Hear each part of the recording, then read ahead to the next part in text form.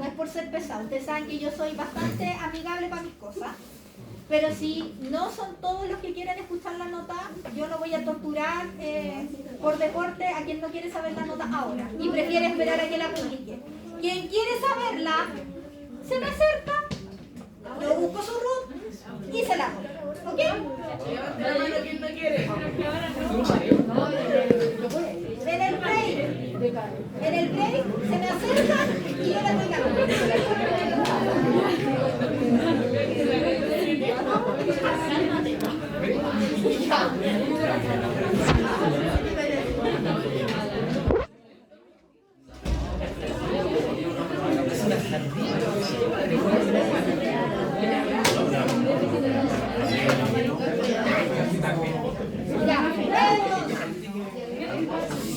Perdón, voy a tomar un poco de líquido porque tengo la garganta seca.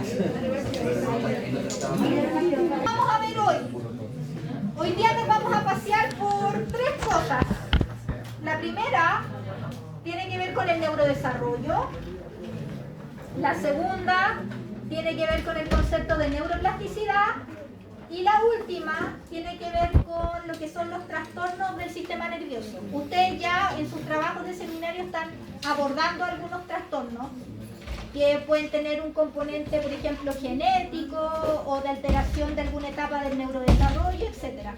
Entonces, estas clases igual les va a servir quizás para agarrar algunos conceptos que les sean de utilidad quizás para su seminario o para entender alguna parte, no sé, de la patología que están abordando en sus respectivos trabajos.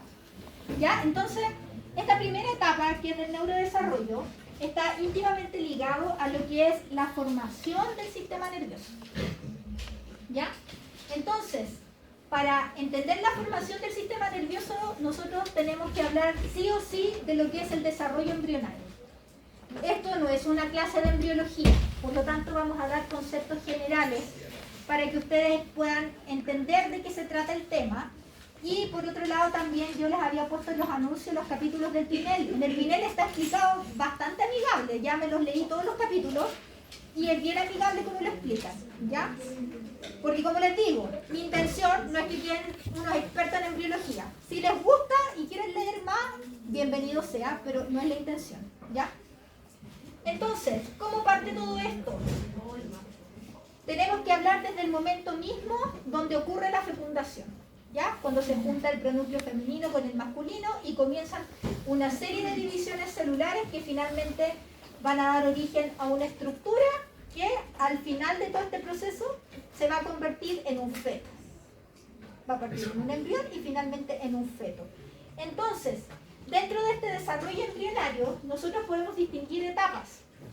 Una etapa que se va a llamar segmentación, una etapa que se va a llamar gastrulación, y una última etapa que tiene que ver con la organogénesis. Dentro de la segmentación, nosotros podemos distinguir dentro de la segmentación todo lo que tiene los procesos que están desde que ocurre la fecundación hasta que se forma una estructura en particular que se llama el blastocisto. Vamos a ver, perdón, ¿retrocedí en vez de avanzar? Sí. Ahí sí. Entonces, dentro de esta segmentación tenemos paso 1, la fecundación. Se juntan los pronúcleos masculinos y femeninos y comienzan una serie de divisiones celulares que van a dar origen a lo que se llama el cigoto. Posteriormente ese cigoto, ¿no es cierto?, se va a ir componiendo de diferentes números de células. Cada una de estas células se llama blastómeras, hasta formar una estructura de 16 blastómeras o 16 células que se va a llamar mórula.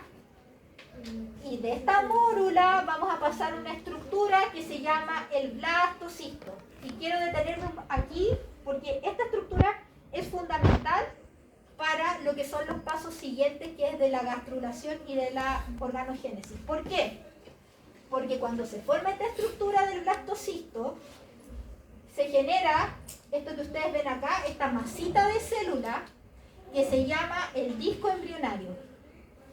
Y este disco embrionario es el que va a dar origen a las capas germinales que finalmente se van a transformar en la capa que va a dar origen al sistema nervioso, en la capa que va a dar origen a todo lo que es el sistema musculoesquelético, el sistema digestivo, los recubrimientos epiteliales, etc. Entonces, esta estructura es fundamental para el siguiente paso, que es la gastrulación, y se llama disco o nodo embrionario.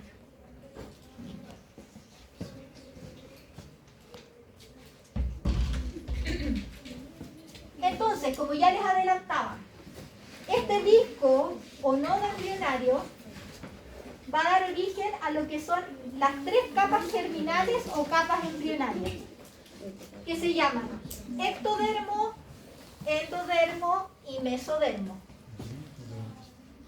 Ectodermo es la más superficial, mesodermo es la que está al medio, endodermo es la que está más abajo. ¿Ya? Entonces, es el ectodermo, esta capa más superficial de célula, la que nosotros vamos a revisar un poquito más en detalle hoy. ¿Por qué? Porque es la que da origen al sistema nervioso. ¿Ya? La otra yo quiero que sepan que existe, pueden revisar efectivamente qué va a originar cada una de esas capas, pero nosotros vamos a centrar nuestro interés en el ectodermo, que es la más superficial. ¿Ya? Entonces, desde estas capas se van a originar finalmente los órganos que constituyen la siguiente etapa, que es la organogénesis.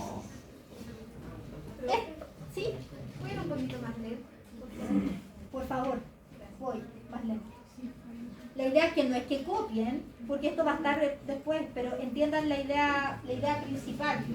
Que el desarrollo embrionario tiene 3 etapas principales: segmentación, gastrulación y organogénesis.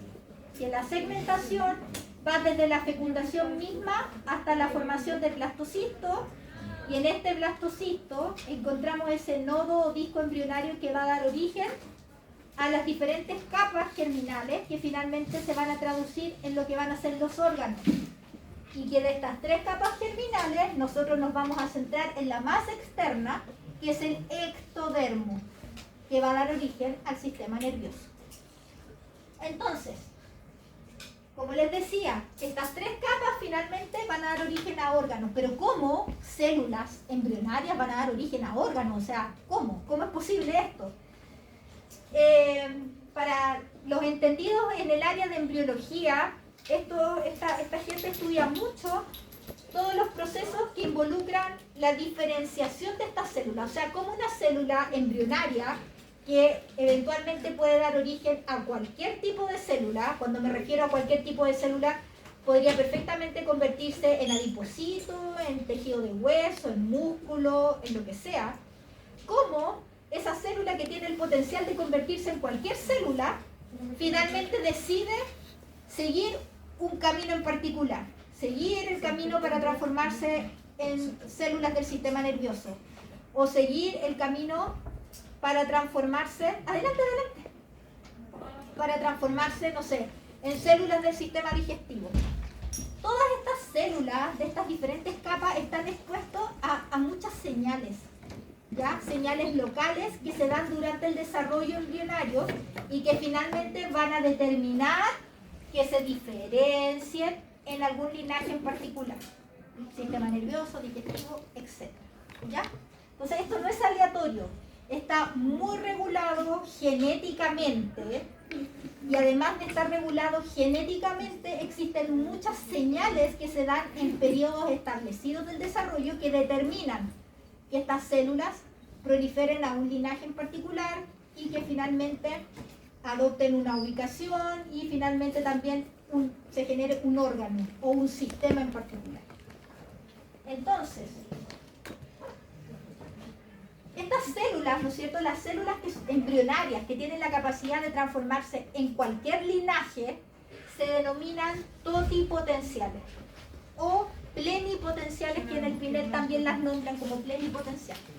Entonces, estas células embrionarias que tienen la capacidad de transformarse en cualquier linaje se denominan de esta forma. Ahora, cuando ya esa célula de cierta forma se compromete en seguir una diferenciación en particular, ya deja de ser totipotencial, porque ya tomó una decisión. tomó la decisión de ser de linaje nervioso. Entonces, cuando toma la decisión, ya deja de ser totipotencial.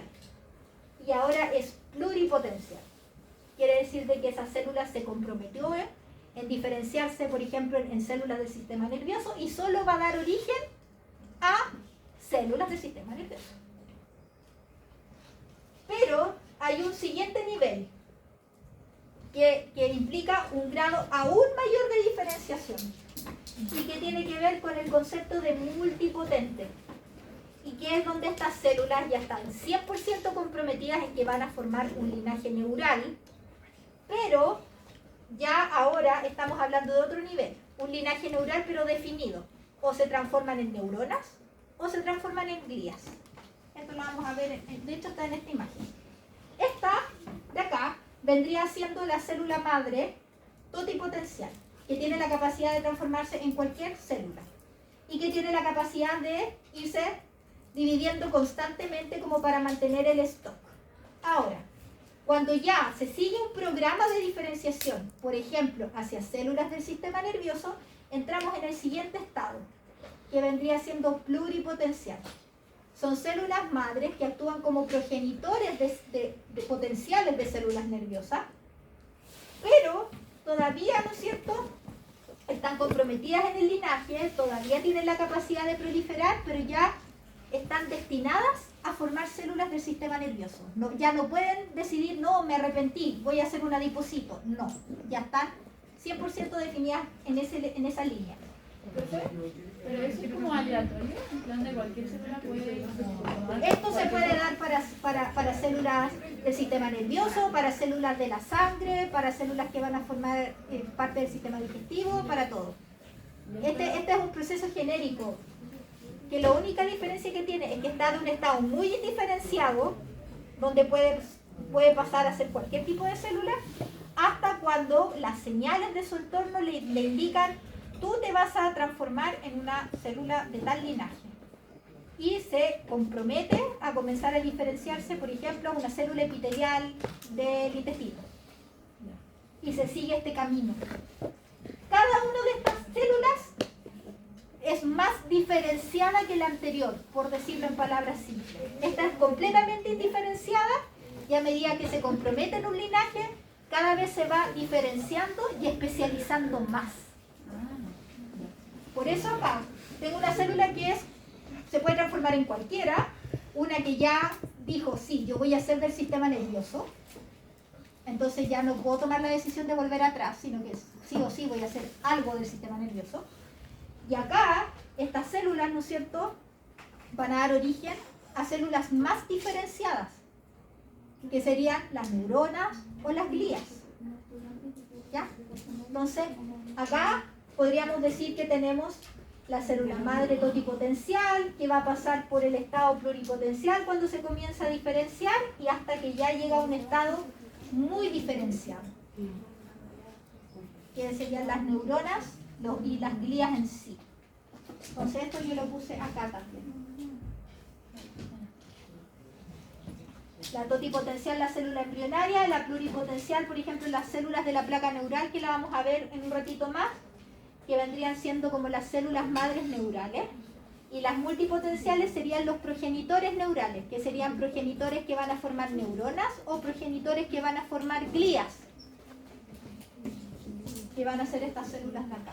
Esos son los nombres como generales, como para todo. Para todo, para todo. Esto no es solo que se dé en el sistema nervioso, como yo les digo, esto es algo genérico que ocurre durante el desarrollo embrionario para todos los linajes celulares que existen. Esto ocurre para el sistema nervioso, para el sistema digestivo, para el músculo esquelético, para el gastrointestinal, para todo. ¿Ya? Estos conceptos de toti, de pluri, multi es extensible para todos los sistemas, pero que nosotros obviamente lo estamos llevando hacia lo que nos interesa, que es el tema del sistema nervioso. Una cosa muy interesante del neurodesarrollo es que no todo ocurre mientras se está gestando ese feto. Todo tiene una temporalidad definida. Entonces hay eventos que ocurren desde la concepción y durante la etapa prenatal, pero también hay muchos procesos que ocurren postnatalmente o que comienzan a mediados de la gestación y continúan postnatalmente. Por ejemplo, todo lo que tiene que ver con la mielinización, la formación de la sinapsis, el crecimiento de los axones, parte en etapa prenatal, pero continúa postnatalmente. Ahora, el desarrollo de las áreas cerebrales, eso se completa absolutamente una vez que el individuo nació. Por ejemplo, toda la primera parte, ¿no es cierto? Aquí estamos hablando en una escala de meses, es toda la formación, ¿no es cierto?, de la corteza auditoria y la corteza auditiva, y corteza visual. Después tiene que ver toda la parte de la corteza que está asociada al desarrollo del lenguaje. Y lo último que se desarrolla y madura es la corteza prefrontal. De hecho, eso ocurre alrededor de los 30 años. Por eso se dice que en un principio los niños, cuando tienen dificultades para controlar, ¿no es cierto?, sus impulsos, son más emocionales que racionales. Lo que cada vez va cambiando a medida que nosotros vamos desarrollándonos y nuestra corteza prefrontal va madurando, y ya cuando somos más grandes, ¿no es cierto?, ya no nos guiamos tanto por la emoción, sino de que pensamos, racionalizamos, vemos los pros, los contras, etcétera, y tomamos una decisión o respondemos a una situación. ¿Y eso es por qué? Porque cerca de los 30 se termina de desarrollar la corteza prefrontal. Por lo tanto, resumen, el desarrollo del sistema nervioso tiene una temporalidad donde hay eventos que ocurren prenatalmente y hay eventos que comienzan en la etapa prenatal, pero que siguen durante la etapa postnatal, incluso hacia la adultez. Y todos estos procesos también hay que tener en cuenta que están muy, muy relacionados con las experiencias. O sea, lo que nosotros vivimos, lo que nosotros hacemos, todo lo que experimentamos desde que estamos en la guata de la mamá hasta que nacemos, tenemos nuestra niñez, etc. Todas las experiencias tienen una influencia súper importante en nuestro cerebro. Modulan de cierta forma cómo se estructura nuestro cerebro. ¿Ya? Y eso está muy relacionado con el concepto de neuroplasticidad. Incluso aunque yo esté en la guata de mi mamá, lo que va a hacer mi mamá igual me afecta a mí. Obvio. Sí.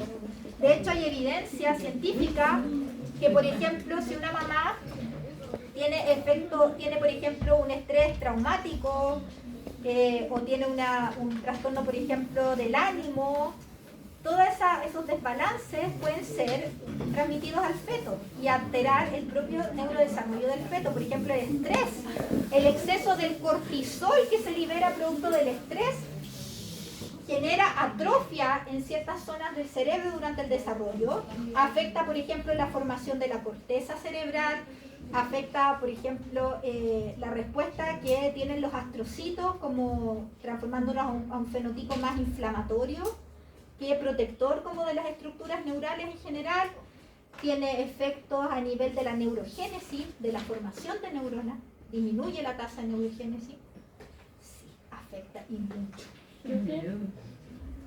Hablando de eso, ¿qué pasa si es que tú quedas embarazada pero tomas pastillas anticonceptivas y sigues tomando esas pastillas anticonceptivas hasta, no sé, los 5 meses? Lo único que hacen las pastillas anticonceptivas es mantener los niveles hormonales estables, porque al final lo que generan los ciclos de ovulación es los cambios entre los niveles de estrógeno y progesterona, entonces te mantienen los niveles de progesterona altos. Y al feto no le pasa nada, ¿verdad? Lo único que podría incidir a lo mejor es en el proceso de implantación, porque cuando ocurre la implantación igual se generan ciertos niveles hormonales, pero en general en el embarazo uno tiene la progesterona alta todo el tiempo. Si lo que hacen los anticonceptivos es inhibir el ciclo. Que lo que pasa es que una amiga se enteró hace un mes que estaba embarazada. No. Como estaba bien loca. Pero si cuántos casos no sabía que estaba embarazada y tenían tomaban anticonceptivos. No.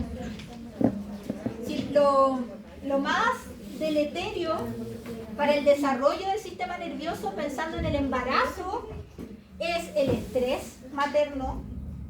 Por eso las mamás, por ejemplo, que tienen los problemas nutricionales, también tienen efecto. Por ejemplo, ¿por qué a las mujeres embarazadas o cuando planean estar embarazadas les dicen por favor tomen ácido fólico, que es la vitamina E? ¿Por qué?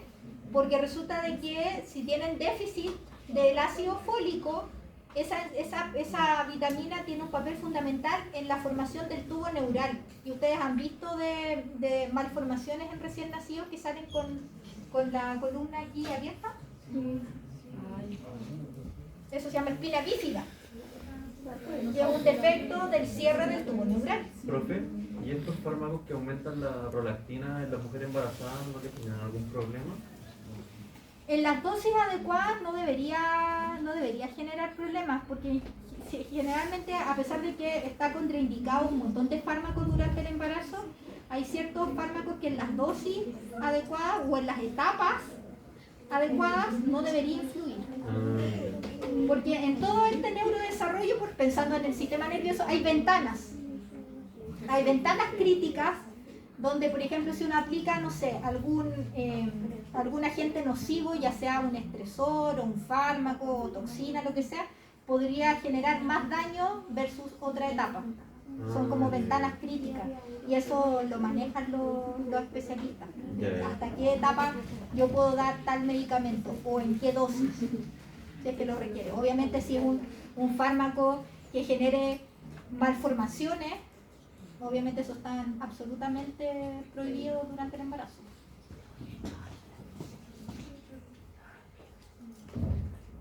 Esto es nada más para que ustedes vean cómo, este es el mismo gráfico, pero cómo se va desarrollando, ¿no es cierto?, nuestro sistema nervioso desde la célula misma hasta que logramos la estructura que todos conocemos, ¿no es cierto?, y cómo finalmente llega la adultez y nuestro cerebro igual. O sea, todos estamos conscientes que cuando llegamos a la etapa de adulto mayor hay muchas funciones que comienzan a deteriorarse, ¿no es cierto?, y eso también está muy asociado a efectos, por ejemplo, en el volumen cerebral, atrofias o la aparición de ciertas demencias, etc.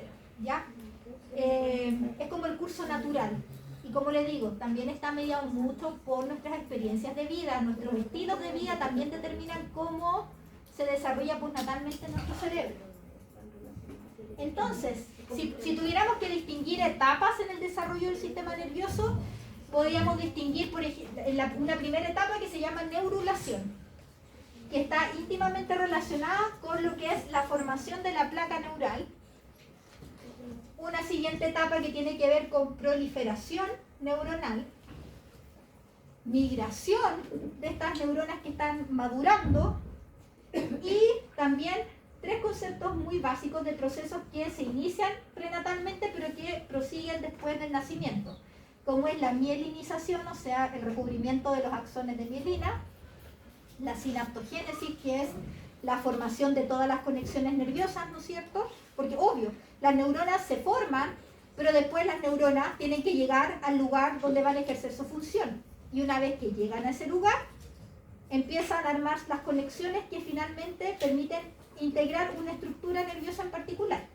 Pero también hay un concepto muy importante que dentro de todos estos como eventos dentro del desarrollo del sistema nervioso, también hay eventos de muerte. Y la apoptosis es un mecanismo de muerte. ¿A qué me refiero con muerte? En este periodo, cuando se están generando todas las conexiones, no todas las conexiones son útiles. Hay interacciones neurona-neurona que no van a ninguna parte, que se generaron inicialmente, pero que no cumplen ninguna función. Y en el sistema nervioso lo que no se usa, se borra. ¿Ya? No va a estar gastando energía ni espacio innecesariamente si no se utiliza. Por lo tanto, una forma de realizar este mecanismo, que tiene mucho que ver con la reorganización neuronal y el remodelamiento sináptico, es la muerte por apoptosis, y es algo fisiológico. ¿Ya? Una forma de eliminar lo que no funciona en nuestro organismo es justamente que se muera. Y esta es una forma linda de morir dentro de todo. No ocasiona tanto desastre como otros mecanismos de muerte que hay en el... ¿Cómo funciona la muerte cerebral? ¿Ah? La muerte cerebral. Pero eso ya tiene que ver con actividad eléctrica. Es otra cosa. Estamos hablando aquí de muerte a nivel celular. En cambio, en la muerte cerebral se van apagando las funciones a nivel del cerebro, ahí ya deja de haber transmisión eléctrica, comunicación química, literalmente es como que se empieza a apagar, es como un blackout. ¿Y por qué pasa? ¿Ah? ¿Por qué pasa? Puede ser, por ejemplo, por lesiones que generen trastornos, por ejemplo, del flujo sanguíneo, algún tumor, alguna hemorragia. Generalmente lo de la muerte cerebral está asociado, o a veces, por ejemplo, incluso un infarto que genera un coágulo que te tapa un vaso en el cerebro y te genera alteraciones en las funciones cerebrales y muerte. Pero por ejemplo hay guaguas que nacen y después tienen muerte cerebral, o sea, ya cuando ya nacieron.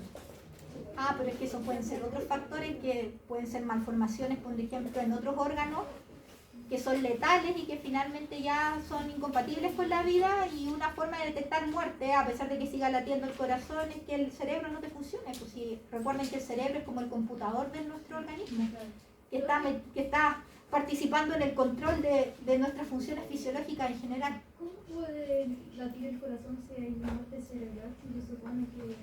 Hay algo que se llama automatismo cardíaco. Hay unas células que laten por sí solas, que es el marcapasos del corazón. De hecho, si uno las aísla, si toma un modelo murino, toma el corazón, uno puede aislar esas células y esas células laten solas. Ah, ¿Sí? qué miedo. Eso se llama automatismo cardíaco. Y eso obviamente no es eterno, dura, tiene que igual recibir señales, pero puede seguir latiendo por un tiempo y después se apaga. También. Entonces, el primer evento, formación de la placa neural. Yo sé de que esto es como bien así chocante porque es como mucha embriología, pero quiero que tomen los conceptos básicos de acá. Aquí lo único que muestra son las diferentes capas embrionarias que ya vimos, que es el ectodermo, el mesodermo y el endodermo. Esta plaquita azul que está acá es el ectodermo, y a partir de esta capita se forma esta primera como etapa o evento clave del neurodesarrollo, que es la formación de la placa neural. Porque a partir de esta placa neural se van a formar una serie de estructuras que finalmente van a dar origen a lo que nosotros conocemos como el tubo neural. Esta placa neural se va a plegar, se va a cerrar y va a formar esta estructura, que es el tubo neural. Y a partir de este tubo neural se van a formar las diferentes cavidades de nuestro sistema nervioso, partiendo por los ventrículos. Y también a partir de esta misma estructura, después nosotros vamos a formar lo que nosotros conocemos. A partir imagínense, desde este tubito se va, por efecto de una serie de señales y movimientos celulares, se van a formar estas vesículas primarias y secundarias que van a dar origen al telencéfalo, al diencéfalo, al mesencéfalo, al metaencéfalo y al mielencéfalo. Esta es la primera o segunda clase que tuvimos del curso, que finalmente se va a traducir en que tengamos los hemisferios cerebrales, el tálamo, el hipotálamo, el cerebelo, el puente o el pons, que también se le llama, y el bulbo raquídeo, por ejemplo. A partir de esto. Y esto está todo dado. Señales, movimiento de células, proliferación de células que finalmente se van a traducir en lo que nosotros conocemos. ¿Profe? Diga, ¿Y el tubo neuronal dónde está? ¿En qué parte? ¿a qué te refieres con qué parte? Es que en la imagen no entendía lo que era. En la otra. No sé qué es eso. Esto piensa que es el disco embrionario. Esto es el disco embrionario. Entonces, a partir del disco embrionario se empiezan a organizar todas las células, y viéndolo desde el punto de vista solo del ectodermo, lo primero que ocurre es formarse esta plaquita. Nosotros no nos estamos preocupando nada de qué hacia abajo. No estamos viendo ni las señales que envían ni cómo se diferencian, no. Nos estamos fijando solamente en lo que ocurre a este nivel. Pero parte a nivel del disco embrionario, donde podemos definir estas plaquitas. El ectodermo. ¿Y ahí es donde se forma eso? Claro, entonces esta plaquita inicialmente se empieza a plegar, que es lo que está aquí abajo. Se pliega y finalmente se cierra y forma el tubo neural. Y a partir de esa formación, y gracias a señales de los alrededores, más movimientos celulares, proliferación, etc., se forman estas vesículas primarias y secundarias que van a dar origen al diencéfalo, al telencéfalo, etcétera, etcétera. Por eso le digo, esto es una introducción. Mi idea es que no se transformen en expertos en embriología, pero que sí sepan cuáles son los eventos claves que ocurren durante el neurodesarrollo.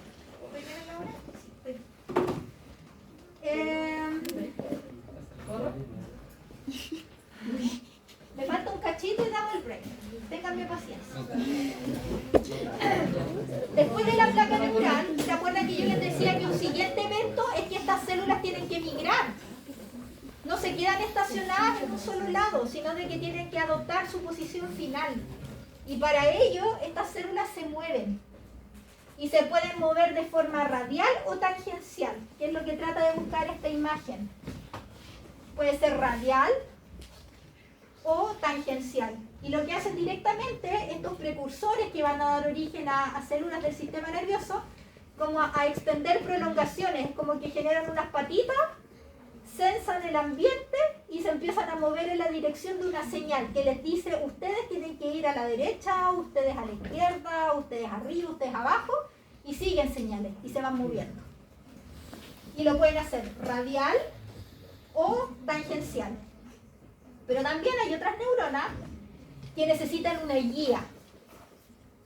Y esa guía se las proporcionan unas células gliales que se llaman glías radiales o neuroglía radial, que lo que le proporciona literalmente es como una autopista para que avance. Radial y tangencial es solamente como en la dirección. La dirección del movimiento de la migración. Ya. Radial, tangencial. Ya. Entonces, en este caso, estas células necesitan como un apoyo. Y para ello, las células de la neuroglía radial le ofrecen una verdadera carretera para que estos precursores de neuronas empiecen a avanzar y finalmente lleguen a su destino.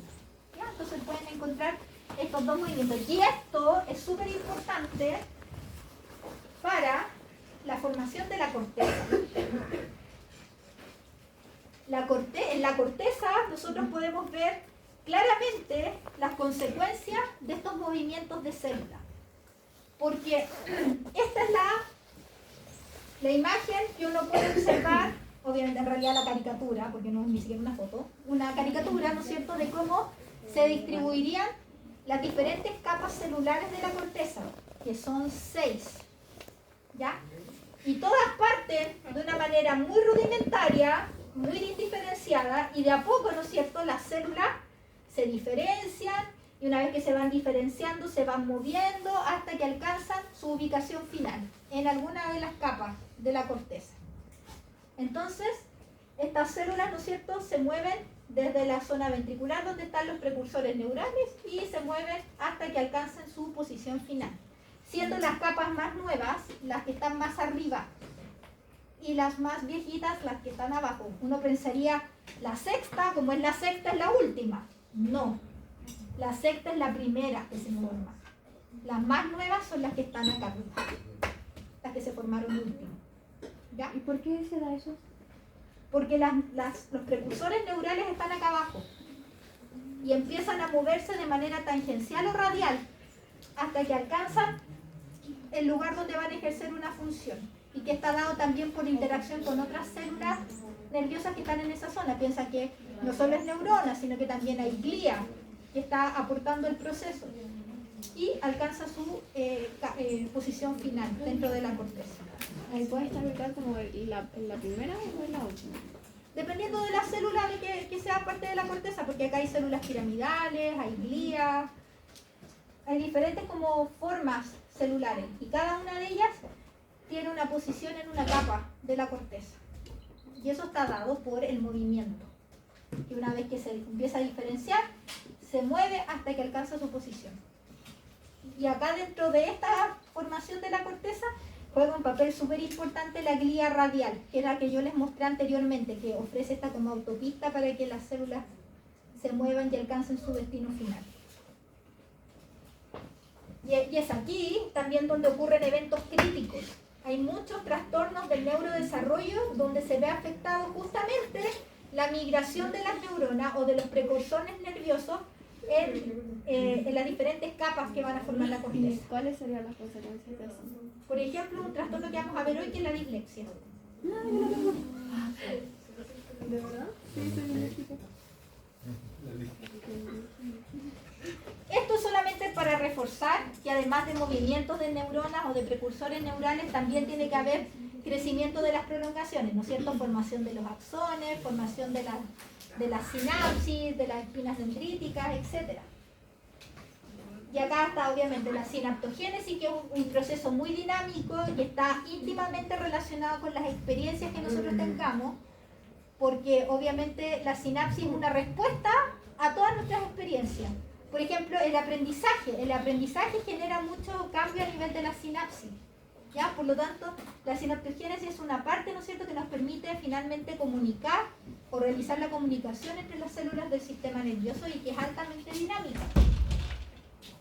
Y que junto con la sinapsis también aparece este fenómeno que yo les decía de que las conexiones que no sirven se borran y que se pueden borrar por un proceso que se llama poda neuronal o apoptosis también. No es que sea sinónimo poda neuronal apoptosis. Poda neuronal es el mecanismo para eliminar las sinapsis que no sirven y la forma de muerte asociada es la apoptosis. Entonces aquí ustedes pueden ver, por ejemplo, cómo son las conexiones en un recién nacido versus en los 24 meses. Miren la cantidad de conexiones que tienen, esa que está acá. Es de 24 meses, son 2 años. N. ¿Todas esas conexiones son útiles? Yo creo que no, ¿no es cierto? Y eso lo vemos acá, donde comparan el cerebro de un recién nacido, el cerebro de un niño de 6 años y el cerebro de un niño de 14. Y como ustedes pueden ver acá, desde este mar de conexiones, que no necesariamente todas son funcionales, ya a los 14 comienza a haber como una cierta limpieza, ¿no es cierto? O sea, ya ocurrió este fenómeno de poda neuronal. ¿Ah? ¿Y por qué se dan tantas conexiones cuando uno es más pequeño que cuando uno ya es más grande? Por ejemplo, de los 6 a los 14. Ah, porque obviamente ya el cerebro lo que está haciendo es adoptando las conexiones finales en su estadio final de maduración. ¿Ya? Es verdad que las experiencias y los aprendizajes obviamente van a determinar el tipo de conexiones, pero también la estabilidad de las conexiones, porque una conexión que sea estable es 100% madura y funcional. Y eso está determinado en un principio por lo que yo les decía, bajaderamente, la experiencia. Nuestros aprendizajes van a determinar finalmente cómo se realizan estas conexiones y qué tan estables a largo plazo son estas conexiones. Pero esto que se da acá es parte de la maduración, es de la maduración del cerebro. Porque piensen, imagínense el gasto energético de mantener conexiones que no sirven. Por eso ven todo el día. ¿Ah? Por eso ven todo el día. Tienen mucho trabajo formando conexiones. Esto de acá es solamente para recordarles que una vez que se produce el nacimiento, nuestro encéfalo se cuadriplica en tamaño. Y ese aumento generalmente está asociado a este aumento de las conexiones, al proceso de mielinización, en fin. Está más que como aumentar el número de neuronas. Uno nace con un número de neuronas más o menos fijo, pero lo que va variando son cómo se conectan y se comunican. Y eso, nuevamente, la experiencia tiene un gran papel. Esto ya es repetir lo mismo, que ya otra vez le digo la experiencia, la experiencia, la experiencia. Y un break.